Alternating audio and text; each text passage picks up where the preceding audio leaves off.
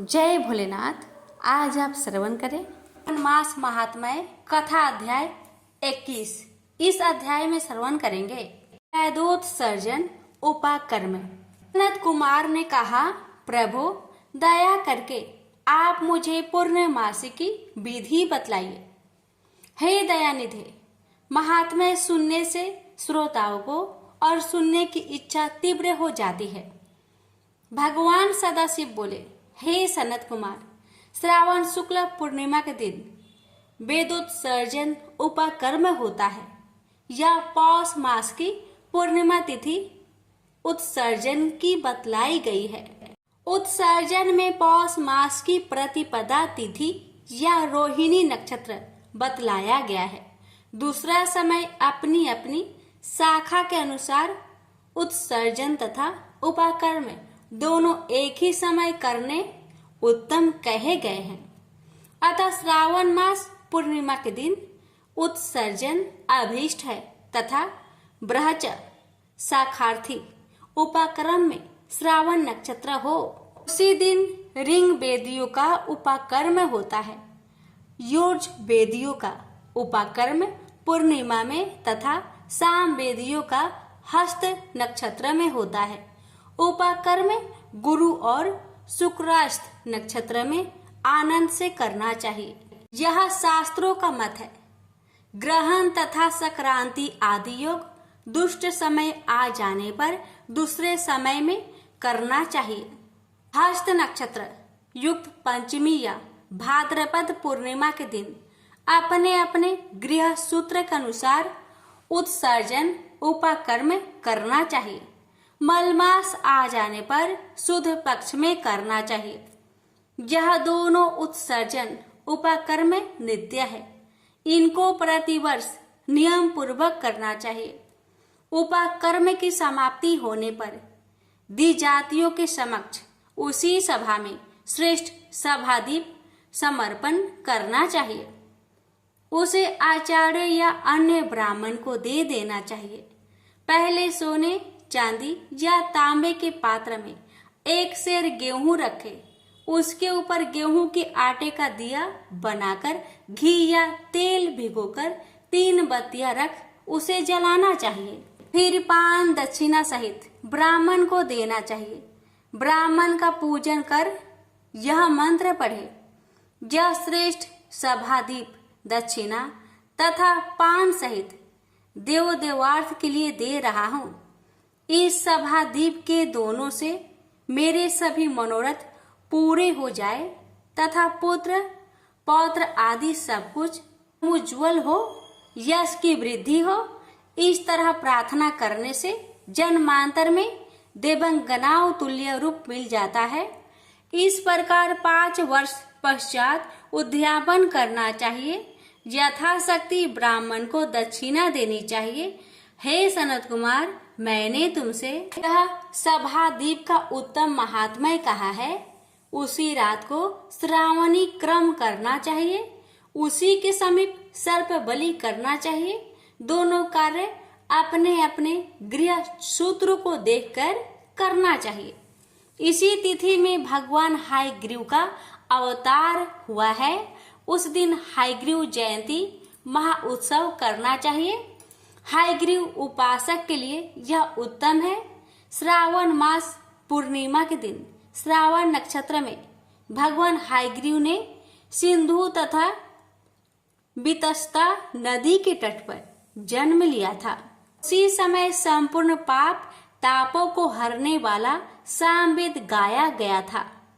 अतः उस संगम में स्नान करने से कर्मों में सिद्धि की प्राप्ति होती है। वहीं पर सांग धनुष तथा चक्र गदाधारी भगवान विष्णु की पूजा करनी चाहिए। सामवेद को सुनना चाहिए और सामवेद की पूजा करनी चाहिए। वहाँ सगे संबंधियों के साथ कीड़ा तथा भोजन करना चाहिए। वहीं पर नारियों को अति प्राप्तार्थ जल कीड़ा करनी चाहिए। अपने अपने देश तथा घर में भी महाउत्सव करना चाहिए। हायग्रीव का अर्चन करना चाहिए। मंत्र जप को सुनना चाहिए। शुरू में प्रणव योजना करना चाहिए। उसके बाद भगवते तथा धर्माय कहकर चतुर्थांतर आत्मविशोधन शब्द की योजना करनी चाहिए। फिर अंत में नमः शब्द कहना चाहिए। यह 18 अक्षरों का मंत्र सब सिद्धियों को प्रदान करने वाला तथा वश्य मोहन आदि चाहो प्रयोग का एक ही साधक मंत्र है। इसका पूर्व शरण अक्षर संख्या के अनुसार 18 लाख या 18,000 है, पर कलयुग में चौगुना करना चाहिए। यूं कहने से भगवान हयग्रीव प्रसन्न हो सभी कामना पूर्ण कर देते हैं। इसी पूर्णिमा के दिन रक्षाबंधन होता है। यह सब रोग तथा सब अशुभों का नाश करने वाला है। हे वत्स, इसके संबंध में मैं तुमको प्राचीन इतिहास बतलाता हूँ। पहले इंद्राणी ने जय सिद्धार्थ इंद्र के लिए इसे किया था। हे महामुने, पहले 12 वर्ष देव तथा असुर युद्ध हुआ। इंद्राणी ने उस समय सूर्येश्वर को थका देखकर कहा, हे देव, आज चतुर्दशी है, कल सुबह मैं श्रेष्ठ रक्षा बंधन करूंगी, जिसे करने मात्र से आप अजय होंगे। इस तरह कहकर इंद्राणी ने पूर्णिमा के दिन मंगला आदि कर हर्ष देने वाली रक्षा इंद्र के दाएं हाथ में बांध दी। इंद्र ने रक्षा बंधवाकर ब्राह्मणों के साथ स्वाष्टि वाचन किया और उसके बाद दानव सेना पर चढ़ाई कर दी और देखते ही देखते उन पर विजय प्राप्त कर ली। हे तात, मैंने तुमको रक्षा का प्रभाव बतलाया है। यह जय सुख, पुत्र, आरोग्य तथा धन को देने वाली है। श्री सनत कुमार ने पूछा, प्रभु, किस विधान से, किस तिथि में तथा किस समय में रक्षा बंधन करना चाहिए? यह सब कुछ आप मुझे बतलाइए। भगवान, आप तो विचित्र कथा सुनाते जा रहे हैं, लेकिन मेरी इन नाना अर्थों से युक्त कथाओं को सुनकर तृप्ति नहीं होती। भगवान श्री सदाशिव बोले, हे सनत कुमार, श्रावण मास की पूर्णिमा के दिन मनुष्य को प्रातः काल श्रुति स्मृति विधान द्वारा स्नान करना चाहिए। संध्या जप आदि करके पितर देवता और ऋषि तर्पण करना चाहिए। सोने की पात्र की सुरक्षा बनवाकर उसको सोने के सूत्र से बांधकर मोती आदि द्वारा विभूषित स्वच्छ रेशम के बने विचित्र ग्रंथि युक्त गुच्छों से शोभित सरसों चावल को अंदर गर्भ में रखकर उसे आकर्षक बनाना चाहिए। वहां पहले कलश रखकर उसके ऊपर पूर्ण पात्र में रक्षा रखनी चाहिए। अपने सुंदर आसन पर सगे संबंधियों सहित बैठकर नाच गान आदि कौतुक मंगल करना चाहिए। यह मंत्र पढ़े, महाबली दानवेंद्र राजा बलि को जिस बंधन से बांध दिया था, उसी बंधन से आपको बांधता हूँ। हे रक्षे, आप कभी मत चलना, मत चलना। ब्राह्मण, क्षत्रिय, वैश्य, शूद्र तथा अन्य मानव को भी पहले ब्राह्मणों की पूजा करके रक्षा बंधन करना चाहिए। इस विधान से जो रक्षा बंधन करता है वह सब दोषों से दूर हो वर्ष भर मौज बहार करता है। विधान विज्ञ मनुष्य जो इस विमल श्रावण मास में रक्षा बंधन करता है, वह पुत्र पौत्र तथा सगे संबंधियों के साथ पूरे 1 वर्ष तक आनंद करता है। लेकिन याद रहे कि रक्षा बंधन कार्य भद्रा में न करना चाहिए। भद्रा में इस पवित्र व्रत को करने वाले मनुष्य को विपरीत फल प्राप्त होता है। प्रेम से बोलिए हर हर महादेव।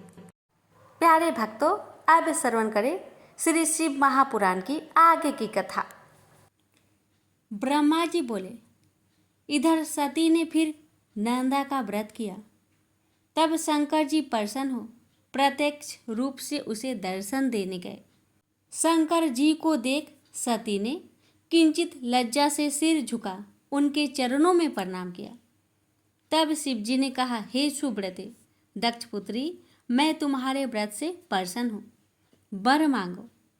उसके अभिप्राय को जानते हुए भी किंतु उसके मुख से वचन सुनने की इच्छा से वर मांगो। उन्होंने ऐसा कहा तब तो सती और भी लज्जित हो गई और उनके हृदय में जो था वह न कह सकी। उनके अभीष्ट को लज्जा ने ढक दिया। वह शिव के वचन सुन प्रेम में मग्न हो गई। शिव जी भी यह जानकर प्रसन्न हो गए। सज्जनों के गम में शिव जी फिर वर मांगो ऐसा कहने लगे। तब सती जी ने अपनी लज्जा त्याग कर कहा, हे भरत, आप ही वही वर दीजिए जो आपको अच्छा लगे। सती का वाक्य पूरा भी न हुआ था कि भक्त वत्सल शिव जी ने तुम मेरी अर्धांगिनी बनो कहकर उन्हें यह वर दे दिया।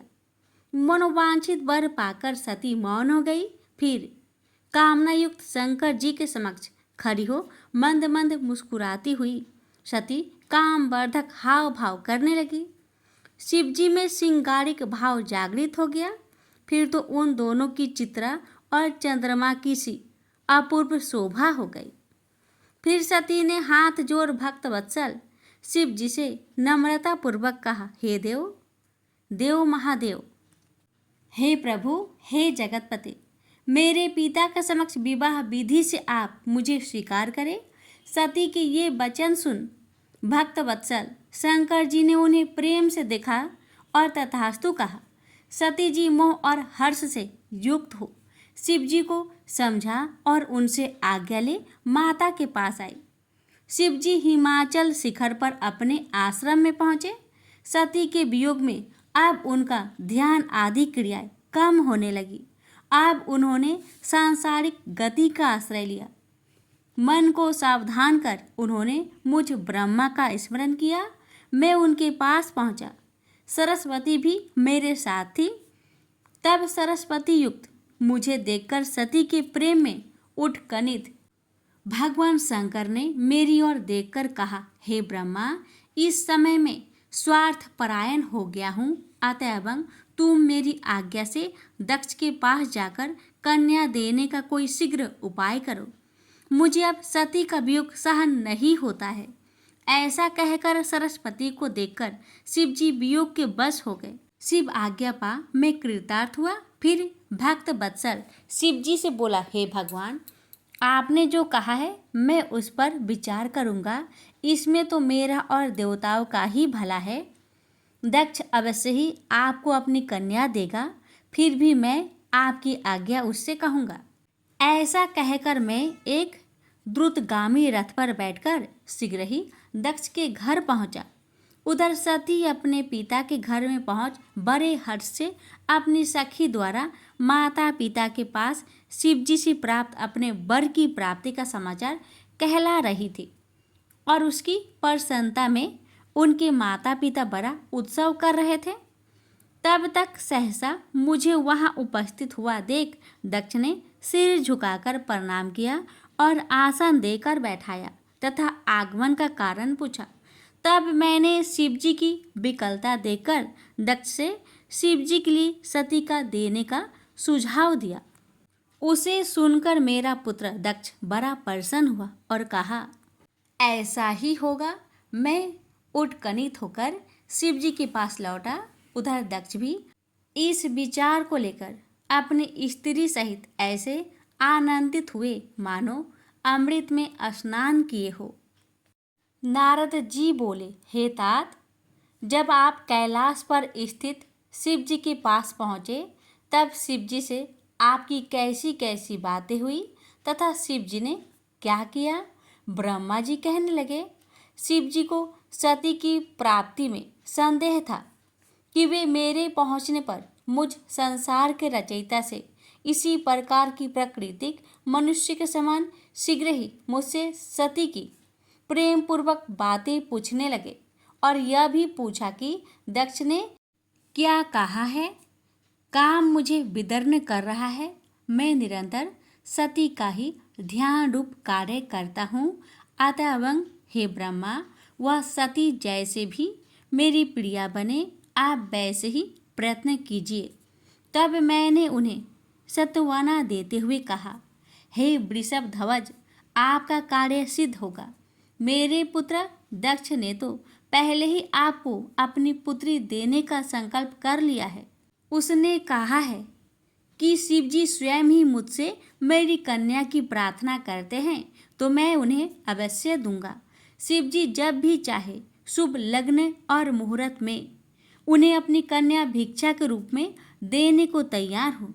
अतः हे वृषभ ध्वज, आप शुभ लग्न और शुभ मुहूर्त का विचार कर उनके घर चलकर पानी ग्रहण कर लीजिए।